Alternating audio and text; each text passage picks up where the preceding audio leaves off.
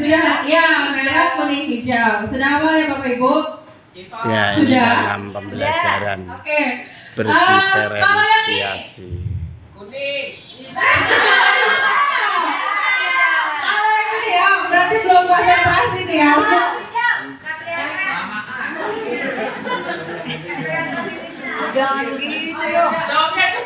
Dalam IHT Bapak Ibu, ini workshop merah. Kalau yang ini kuning. Kalau yang ini kuning. Kalau yang ini hijau. Yang merah. Yang ini kuning. Kalau yang ini hijau. Oke, kita tes konsentrasinya. Satu, dua, tiga. Yang ini ini yang ini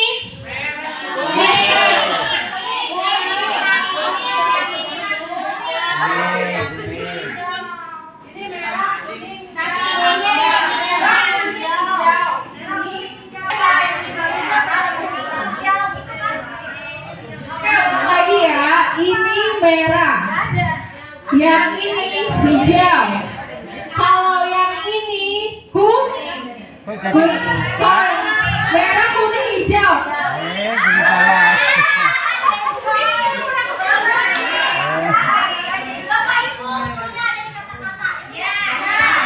Punya di kata. Jadi yang ini, kalau yang ini, yang ini, kalau yang ini, gitu. Merah, kuning, hijau, situ aja kuncinya. Ya, betul. Tapi cluenya di kata-kata, jadi nanti saya hanya akan menyebutkan kata cluenya saja ya. Kita masuk ke materi berikutnya. Diminta untuk fokusnya. Oke, 1, 2, 3 kita mulai. Ini? Yang ini? Kalau yang ini? Yang ini? Ini? Kalau yang ini? Oke, tepuk tangan untuk kita semua. Terima kasih. Ya demikian, biar nggak ngantuk kali ya. Dalam IHT IKM di SMP 19. Satu jam ke depan kita mau ditemani dengan para guru kita yang berbagi praktik dan wujud kerja kita tentang pembelajaran berdiferensiasi. Halo, belum konsen? Belum bisa nih. Ya, oke.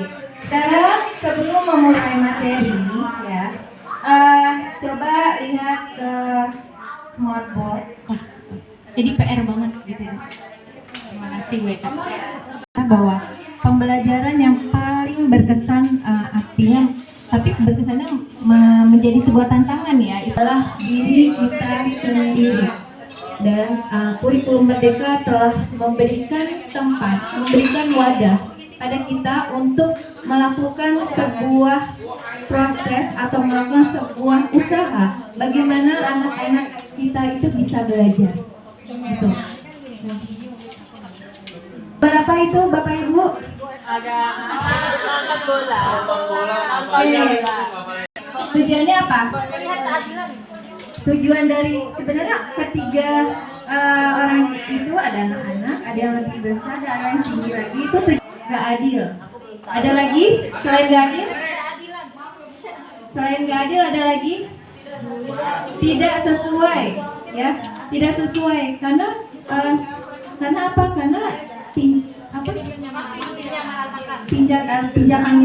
pinjakannya itu sama gitu ya. Sementara tubuh kita, ya, tubuh yang akan belajar lah kita anak-anak ini gitu ya, untuk mencapai tujuan supaya semuanya bisa nontonnya itu dengan cara apa? Pertama apa ya?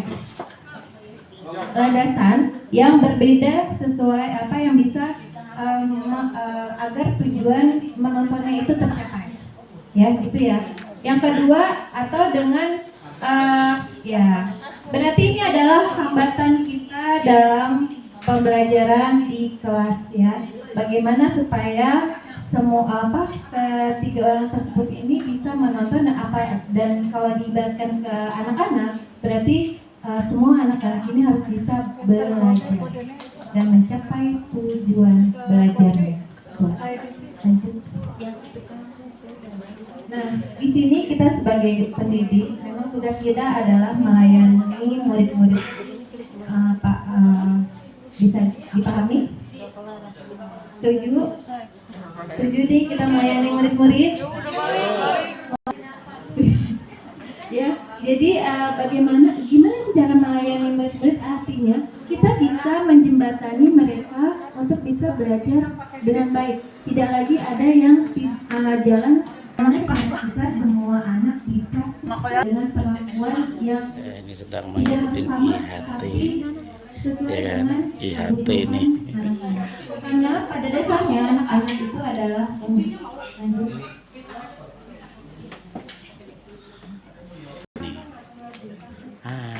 Iya. Oleh karena pembuka ya. Nah, sekarang kita dapat melayani anak-anak itu adalah dengan apa? Tapi siapa? Berdiferensiasi itu different tuh artinya apa?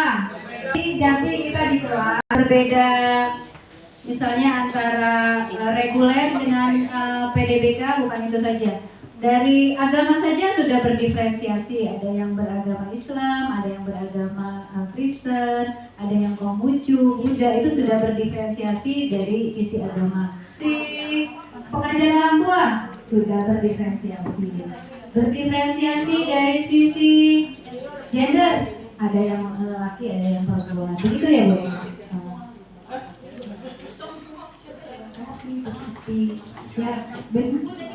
Ya, makanya berarti apa yang harus kita lakukan kalau seperti itu? Apa yang harus kita lakukan ketika kita menghadapi semua perbedaan itu? Ya, ini Apa yang bisa kita lakukan untuk kita harus punya usaha untuk mengantar mereka pelajaran bagi. Jadi ada usaha kita melakukan hal kecil juga gitu, ya.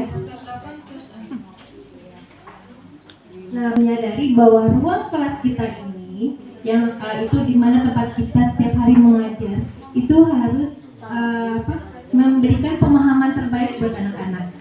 Nah, buat murid kita berarti mereka harus punya makna pembelajaran. Itu membuat mereka senang, membuat mereka nyaman, dan mereka juga merasa berhasil gitu. Udah senang udah senang kalau pelajaran seni ya, tidak senang berpendapat, dia hanya bisa menulis. Tapi ketika disuruh presentasi, dia kan akan takut sekali ya. Nah, berarti kita memang harus memberikan sebuah perlakuan yang berbeda. Nah, bagaimana caranya supaya pembelajaran di kelas itu bisa maksimal atau optimal? Dasarnya harus kita miliki dulu, ya kita harus tahu dulu. Lanjut. Nah, yang pertama tadi adalah langkah-langkah yang harus kita lakukan adalah yang tadi pertama kita harus menentukan tujuan kita belajar dan materi pembelajarannya apa. Contohnya, di sini saya nggak menunjukkan contohnya dulu. Yang kedua tahapannya adalah memetakan kebutuhan belajar murid di kelas dengan cara mengidentifikasi dan membuat asesmen awal. Ya, tadi Bu Dani udah bilang bahwa kita harus tahu dulu nih latar belakang anak-anak kita seperti itu. Ya, nah di sini Tomlinson itu mengkategorikan kebutuhan belajar itu menjadi 3 aspek, yaitu kesiapan belajar murid. Jadi ketika di awal masuk itu lihat bagaimana kesiapan. Artinya di sini adalah minat itu adalah motivator terpenting yang bisa membuat mereka senang belajar. Ya, di sini biar dapat memberikan mendorong mereka untuk menjadi aktif dalam pembelajaran. Nah, di sini contohnya minat itu tidak hanya dia harus di seni ya. Kalau di seni aja udah banyak minatnya, udah berbeda. Ada yang seni bisa senang nyanyi, ada yang senang main musik, ada yang senang teater, ada yang senang apa nari ya, itu aja udah beda. Apalagi dalam kemampuan bahasa ya kan, ada yang pakai bahasa kubu dan bahasa verbal gitu ya. Oke. Nah yang ketiga adalah profil belajar murid. Apa sih profil belajar murid? Yaitu adalah gaya belajar. Apakah anak kita ini sebelum masuk kita tahu itu visual, auditory, kinestetik, terus lingkungan serta budayanya ya. Bukan kasih ya. Misalnya anak kita yang masuk terus kata Bu Lulu tadi nggak bisa diam dari awal pembelajaran sampai akhir. Berarti kita harus melakukan asesmen awal itu atau budayanya tentang apa? Kalau nggak bisa diam masuk aja udah nggak bisa diam. Ya kinestetik berarti gaya belajar. Makanya di sini aja kita harus bisa memfasilitasi mereka dengan anak pembelajaran tugas-tugasnya juga dengan visual, auditory dan kinestetik supaya mereka semua punya nilai. Itu harapannya, ya. Jadi tidak ada anak yang tidak melakukan proses pembelajaran. Nah, yang tahap ketiga adalah menentukan strategi pembelajaran. Jadi dalam pembelajaran berdiferensiasi itu ada 3, yaitu diferensiasi konten, diferensiasi proses, dan diferensiasi produk. Yaitu diferensiasi konten, apa itu konten? Materi. Berarti bagaimana cara kita, cara usaha kita untuk supaya anak itu bisa membangun materi pembelajaran saat kita mengajar. Baca buku gitu ya, jadi membangun materi itu dengan membaca buku ya, berikan kesempatan seperti itu. Mendengar, berarti anak tersebut harus dia dengan video dia baru bisa paham ya. Kemudian kinestetik gimana? Gerakan, berarti dia harus praktik ya, jadi membangun sebuah materi itu harus praktik. Jadi kalau misalnya kita mau belajar apa ya, tentang lingkungan, mengenal komunitas ya, ada nggak sih?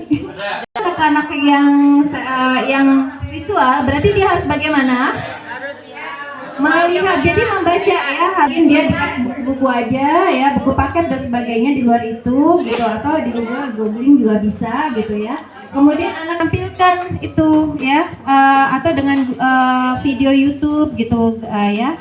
Kemudian kalau yang untuk mencari komunitas hewan-hewan itu berarti kalau yang kinestetik harus ke tempatnya langsung, jadi ajak keluar gitu. Jadi supaya pembelajaran itu bisa menyeluruh gitu. Tujuannya adalah holistik, jadi menyeluruh, tidak hanya pengetahuan juga tapi keterampilan bagaimana dia bisa belajar dan mencapai materi yang sesungguhnya. Di sini diferensiasi proses adalah mengacu pada modifikasi aktivitas atau instruksi untuk memastikan murid memperoleh keterampilan dalam menganalisis gagasan dan informasi. Karena di sini proses pembelajaran itu mempresentasikan hasil yang mereka dapat tentang komunitas ya. Komunitas itu mereka presentasikan hasilnya, apa yang mereka dapat itu mereka presentasikan di proses. Nah kalau di produknya apa?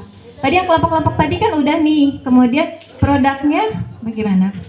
Contohnya apa? Salah satu contohnya yang sudah kita lakukan yang kemarin tuh Ibu, ada lagi contoh misalkan kalau pasti kita bersama-sama tim guru guru IPS itu membuat itu Bu, apa namanya, gunung meletus dari bahan apa? Dari koran yang kita rendam kayak gitu tuh Bu.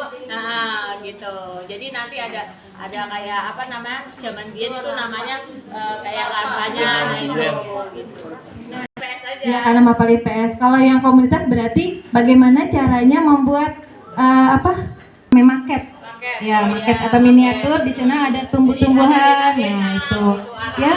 Mungkin ada juga yang berpikir bukan seperti itu, jadi dia membuat gambar, bisa kan? Jadi ada membuat diagram, tabel, gambar, atau membuat 3 dimensi gitu. Ya, kalau dalam seni biasanya mungkin ada yang, kalau dalam seni itu ada misalnya ada yang nari, itu kan berdasarkan minat ya. Itu adalah mereka sesuai dengan ya bakatnya masing-masing. Ada yang ensemble, ada yang cuma nyanyi aja, itu nggak apa-apa gitu ya. Yang penting anak ini sudah melalui proses pembelajaran. Lanjut dalam menentukan penilaian. Nah di sini penilaian juga harus menjawab tujuan pembelajaran. Sepertinya kemarin Bu Listi sudah memaparkan ya. Jadi ini kita lanjut aja next, karena saya akan lebih ke diferensiasinya. Tahapan kelima adalah umpan balik dan refleksi. Jadi pembelajaran, di akhir pembelajaran itu kita harus merefleksikan hasil dari pembelajaran kita. Kita juga murid kita. Jadi bisa dalam bentuk tulisan, bisa juga dalam bentuk video. Jadi anak-anak ngirim video hasil pembelajaran mereka ya, dan merefleksikannya. Apa tujuannya? Menganalisis tingkat keberhasilan proses dan hasil belajar. Jadi apakah pembelajaran hari ini tercapai atau tidak? Yang kedua, melakukan evaluasi diri terhadap proses belajar. Kemudian yang ketiga adalah mengidentifikasi faktor-faktor penyebab kegagalan dan pendukung proses belajar. Lanjut. Nah, di sini nanti selain saya nanti ada tim BK ya, teman kami di sini akan membuat skenario pembelajaran ya. Misalnya di sini lukisan Indonesia, ini materi pertama di kelas 8 musik. Tujuan pembelajaran aja peserta didik mampu memberikan apresiasi terhadap budaya Indonesia ya. Nah, di sini yang dilakukan apa untuk pembelajaran diferensiasi? Apa ini? Ada visual, audio, dan kinestetik. Berarti berdasarkan apa? Gaya belajar. Di sini memberikan tugas untuk mengumpulkan segala informasi berdasarkan gaya belajarnya. Jadi ya, gitu. Jadi di sini dibagi menjadi 3 ya. Jadi, terus yang selanjutnya, merancang pembelajaran berdiferensiasi konten. Nah, dari adanya ketiga gaya belajar ini, maka di sini mereka tadi udah ya kita simpulkan bahwa ada yang membaca buku, ada yang mendengarkan YouTube, dan juga ada yang bertanya berkeliling ke teman-temannya atau ke guru-guru mata pelajaran lain. Boleh nggak kayak gitu? Boleh. Kita di sini adalah pembelajaran yang bebas ya, artinya memang justru sekarang harus berkolaborasi ya. Informasi itu tidak hanya ada di belajar, tidak hanya di kelas tapi di luar, jadi sumber belajar. Terus yang pembelajaran berdiferensi proses, di sini mengelompokkan murid-murid ya, mana pembelajaran yang harus kelompok dan individu kita harus tahu dulu ya, mana apakah di satu kelas itu misalnya senangnya berkelompok, kalau sendiri pasti nggak berhasil, pasti malu-malu gitu ya. Nggak apa-apa, jadi ada yang berani sendiri, berani berdua atau kelompok gitu ya. Kita yang mengatur, kita sebagai guru harus mengatur profil belajar, artinya budaya yang dibawa dari peserta didik ya, atau murid-murid kita, yaitu berdasarkan suku bangsa masing-masing. Untuk mendapatkan informasi yang beragam dalam keragaman lagu, berarti memang kita harus membangun informasi itu dari tiap-tiap daerah. Jadi siapa yang berasal dari Jawa misalnya, ya. Mana orang Sunda? Sunda kok dikit ya? Siapa ya? Oh iya, cuma dikit gimana nih? Siapa yang dari Padang? Iya, Padang. Mana? Sudah memberikan fasilitas untuk memenuhi kebutuhan belajar komunitas pada tanah air dan mengetahui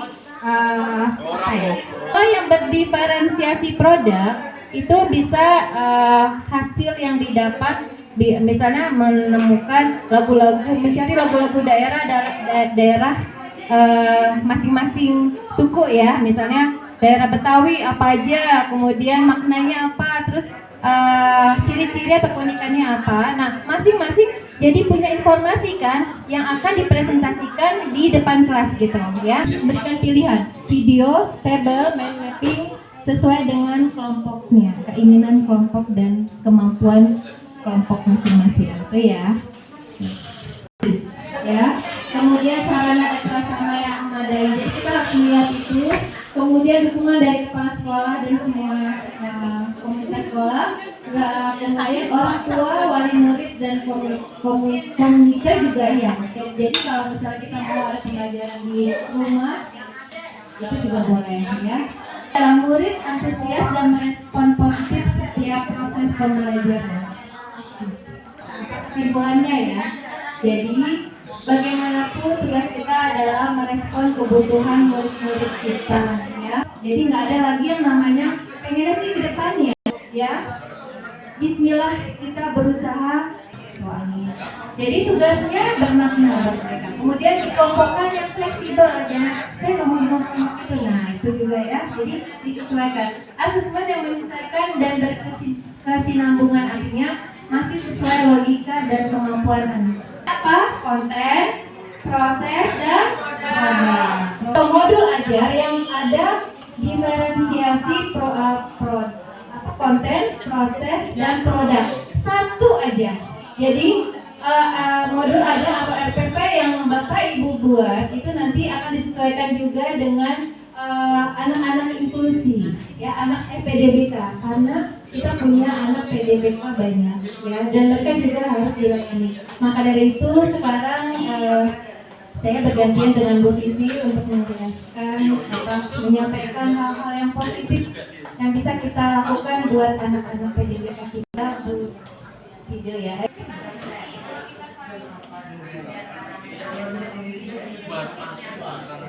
Assalamualaikum warahmatullahi wabarakatuh. Selamat siang Bapak Ibu guru.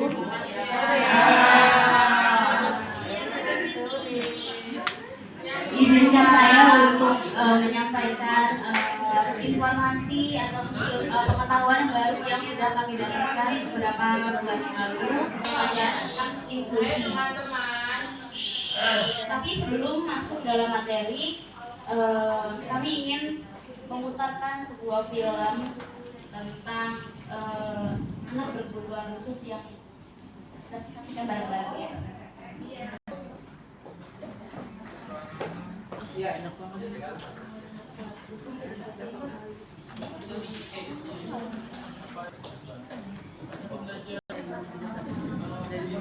Ya, demikian kita sudah mengikuti IHT di hari ketiga pada tanggal 21 Juni 2023, tepatnya di ruang guru SMP Negeri 19 Depok.